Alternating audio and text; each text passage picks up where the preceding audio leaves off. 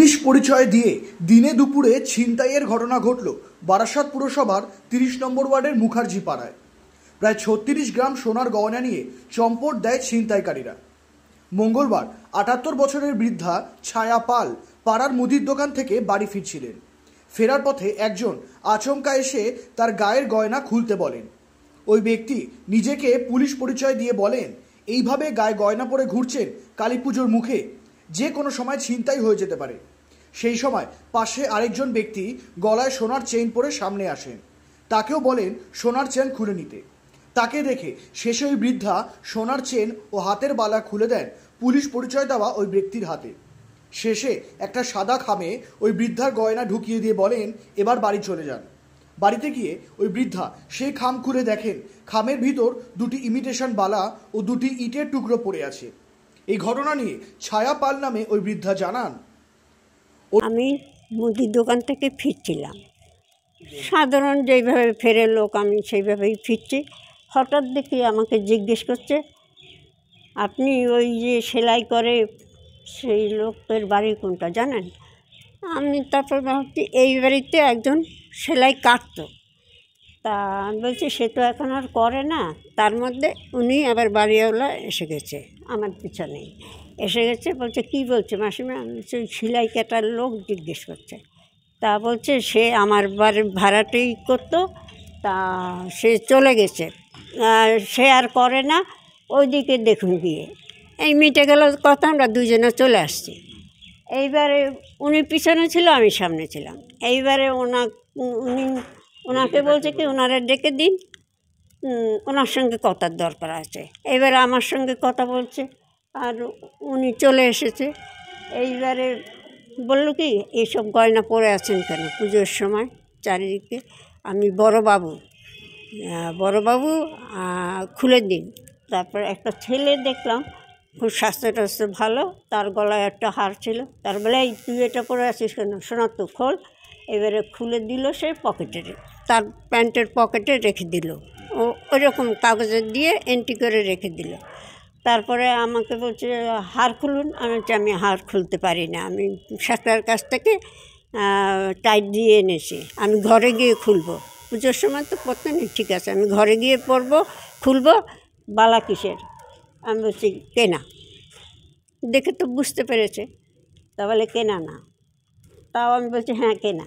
তারপরে খুলে বলে এই নিন, এই কাগজে এন্ট্রি করে দিলাম, রেখে দিন।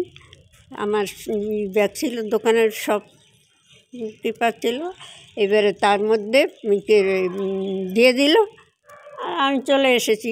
এইবারে এই বাড়িওয়ালি আর ভাড়াটে আছে নিচে, ওনাদের কী সন্দেহ হয়েছে কী জানি।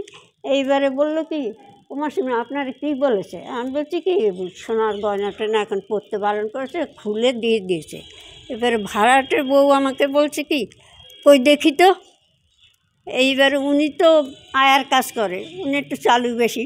এইবারে উনি দেখতে বলছে, আমি এই তো ব্যাগের থেকে বার করেছি, তখন দেখি ওই দেখলাম ওই 3টে ঢিল আর 2টো ইমিটেশনের চুড়ি। আপনার থেকে কী কী জিনিস খুলে নিয়েছে? আমার থেকে বালা খুলে নিয়েছে, হার খুলে নিয়েছে। দুটো বালা সোনার। মানে কি পরিচয় দিয়েছিল আপনাকে? পুলিশের লোক, বড়বাবু। তাই পরিচয় দিয়েছিল। মানে এই ঘটনার পরে আপনি বুঝতে পারলেন যে আপনি প্রতারিত হয়েছেন? বাড়িতে এসে বুঝতে পেরেছি। বউ যখন ওই বললো, ভাড়াটে বউ যখন বললো কি দেখি তো কী দিয়েছে, তখন দেখি খুলে ওই আমার তো মাথায় তখন চড়ক গাছ। এইবার আমি ওইখানে ব্যাগ রেখেই ছুটছি, বলে যান শিগগির যান। ওরা দুজন বলছে গিয়ে কোথায় পাবো, ওইখানে গেলে তো রাস্তা। হ্যাঁ দুজন। কিসে করে এসেছিল তা আমি বলতে পারছি না, মোটর সাইকেল না হেঁটেই এসেছে। আপনার সাথে কিসে করে দেখা হয়েছিল তখন? যারা আমি তাও খেয়াল করিনি।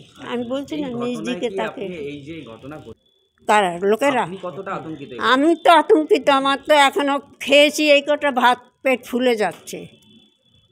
কত টাকারটাও জিনিস হবে আমার? কতটা সোনা? 36 গ্রাম।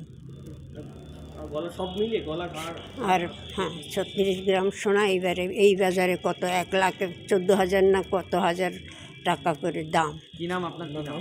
ছায়া পাল। জানিয়েছেন? থানায় জানিয়েছেন? হ্যাঁ অন্যদিকে এসডিপিও বারাসাত বিদ্যাগার আজিক আনন্দ জানান, এটা কিন্তু আমরা স্ট্রিক্ট অ্যাকশন নিচ্ছি, তার জন্য আমি কিছু স্পেশাল ড্রাইভও অ্যারেঞ্জ করে দিচ্ছি কি এরকম ফেক পুলিশিং এর ঘটনা আগে তারপরে হবে না, और তার উপর একটা কেস ইনিশিয়েট করে দেবো আমরা।